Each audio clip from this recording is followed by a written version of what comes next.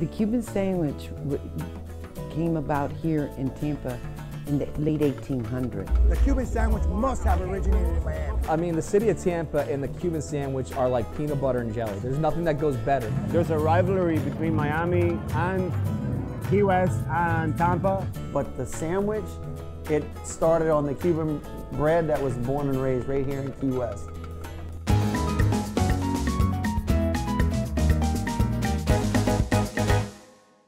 The Cuban sandwich is important because that's what I grew up with. It was a very quick, easy bite. They're a staple of every child's upbringing down here in Key West. Everything took a long time, but at the end of it, the sandwich was nice and squished and pressed, and just with coffee, café con leche, that's what. Cuban sandwich is just ham, pork, Swiss cheese, butter, mustard, and pickle.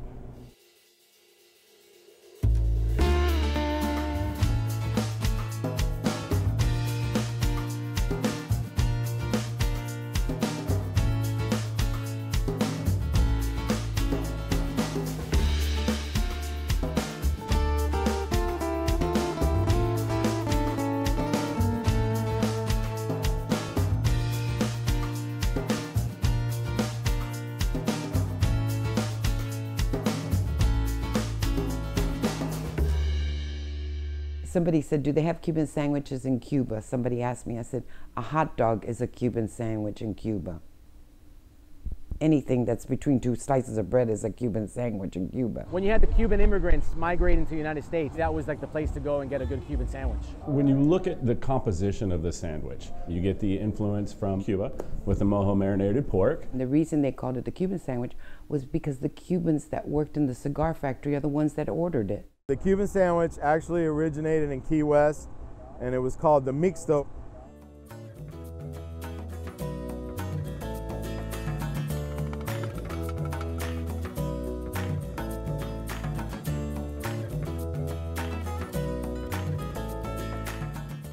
Born and raised in Key West, going on 47 years, but go back 7 generations on the island. The Cuban sandwich, Cuban mix started here in Key West because all the Cubans that came to Florida came to Key West first. We call them Cuban mixes down here, but else places they call them whatever they want to.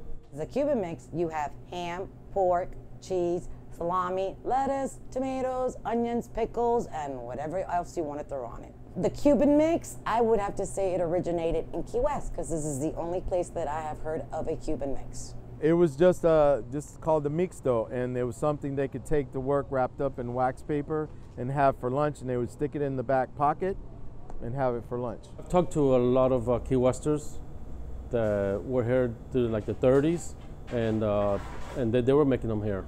We had bakeries in every neighborhood as well back then, so everybody had their fresh Cuban bread. So that's what we grew up eating. We grew up eating Cuban bread, and sandwich is just an extension of that. Tampa's trying to take the crown from Key West, but when you had the Cuban immigrants migrating to the United States, they migrated to Key West. Key West was really the benchmark for the Cuban sandwich.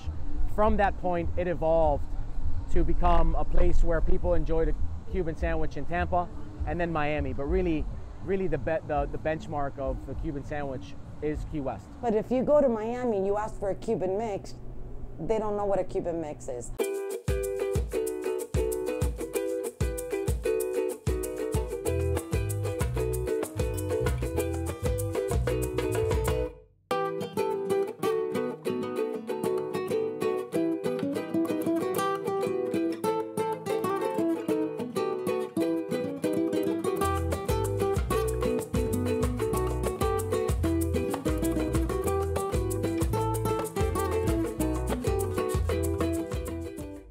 It was a mind creation of my wife and I. One day we were sitting down and we were trying to create an event that we could put together that was a cultural and community and historical event, a family event that everybody could come to.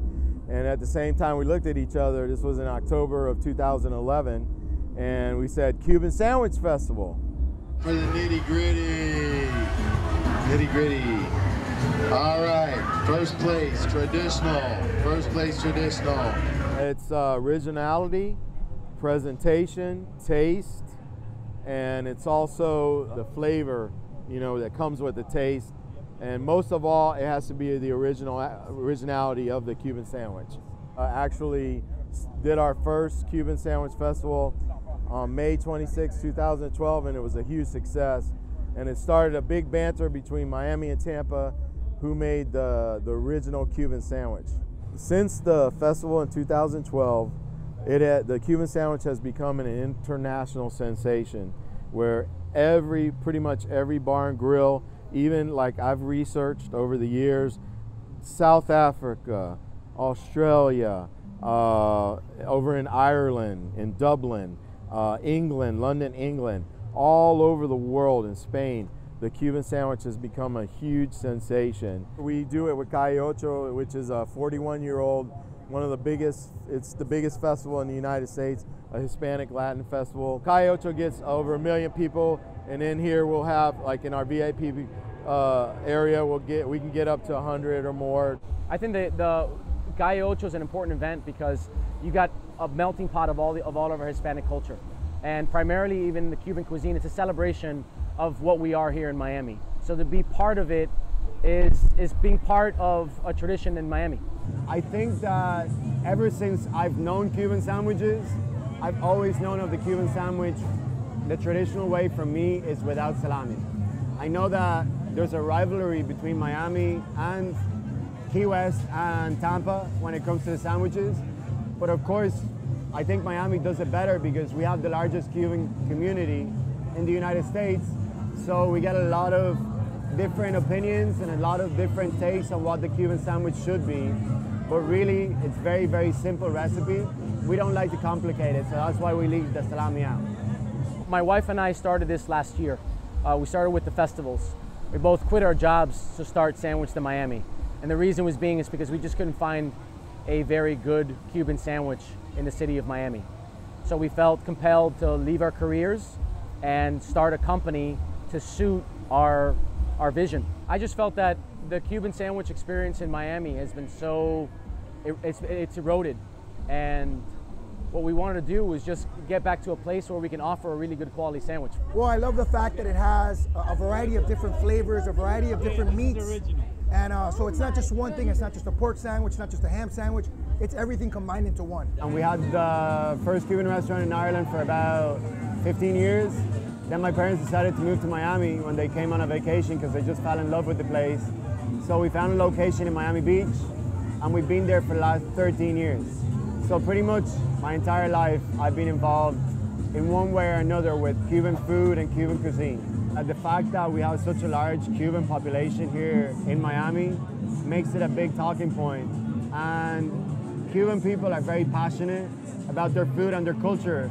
So I think that that's where a lot of the talk comes from. Cubans came to Key West. That's where really the foundation of the Cuban sandwich is. I mean, we can debate that all day long.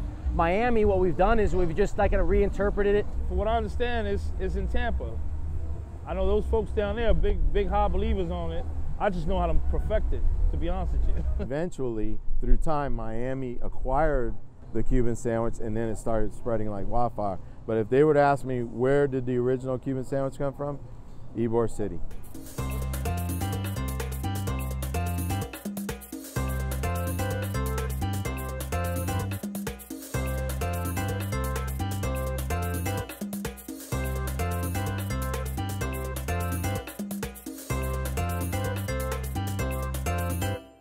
In the turn of the century, Tampa wasn't very much of anything.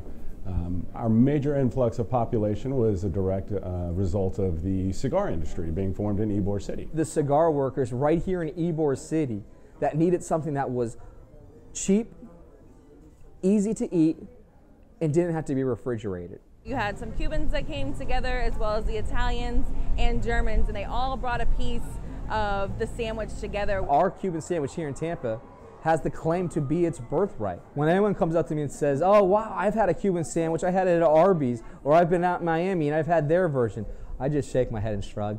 It's never going to ever have anywhere else outside of Tampa where someone can truly say that sandwich is theirs. The Cuban sandwich is ours, it's Tampa's, it's our history, it's our nostalgia, it's our heritage, it ain't going anywhere, it's ours. We folks from Tampa, we love our salami on it. But in Miami, Their slogan is "No salami in Miami" because they never actually put the salami in there. It just adds a little bit more salty or cured texture to it. And in my personal opinion, it is the one and only, the original Cuban sandwich. And like I said, the salami that you add to it, I think it sets the bar for the Cuban sandwich. Without the salami, you don't have a culture being represented. La Segunda Central, which is our official bread sponsor, they created the original Cuban bread, and that bread is specific to Tampa because of the humidity and the salinity in the air of that area. We are a 103-year-old, fourth generational owned bakery. We are the largest supplier of Cuban bread in the world. Our bread is made in the traditional style that it was made in 1915 when our founder Juan Moore created the bakery. Our bread is going to be pretty much the quintessential bread for the Cuban sandwich. I've had some Cuban sandwiches from Miami and they just don't compare. We by far have the best bread. It all comes together underneath the bread that we make at La Segunda. The city of Tampa was working on making the Cuban sandwich with a councilwoman named Yoli Campin. Her and her husband Juan Campin were getting the resolution done to pass the Cuban sandwich as the signature sandwich of Tampa. So we decided to present to City Council for a resolution naming the Cuban sandwich Tampa's signature sandwich. There was no pushback from anyone at all, other than Miami when they found out that we had declared the Cuban sandwich our signature sandwich. For me, a Cuban sandwich represents culture because it is our identity. This sandwich has survived for over 100 years. So we thought, this is part of Tampa. This is our identity. The sandwich, much like Tampa's Ybor City, is a melting pot of all of these different ingredients from around the world. There's no other greater sandwich that highlights this city more than that sandwich. It's the melting pot of what makes us who we are. It's our history, it's our heritage, and it's nostalgia. It's about generations coming together for a great dish and an incredible sandwich. It's always just a melting pot, and that's where all of the different foods and all of the different meeting places have come together. You have people of every ethnicity and background coming together in corner stores like this and having a good time, shooting the breeze, all good friends, all good camaraderie over coffee and Cuban mixes, Cuban sandwiches of other variations. If you're really, really trying to find a really good Cuban sandwich, you have to go to Miami, you have to go to Tampa, and you have to go to Key West. I'm being a little bit political, but the three cities, the three places do have large Cuban communities, and we all have different ways of seeing it from different points of view. So there's no right or wrong. It's just what everybody likes and what everybody thinks is right. It's about heritage, it's about community, it's about bringing together different walks of life. And in a day and age where we are so fragmented, to come together through food, which is a binding agent that brings so many things together, to have a great experience, it means everything in today's day and age. The Cuban Sandwich Festival is for the community, and our goal is to bring awareness of culture, and food always brings people together. So the Cuban sandwich is one of the best foods that you can bring the whole world into one place to enjoy.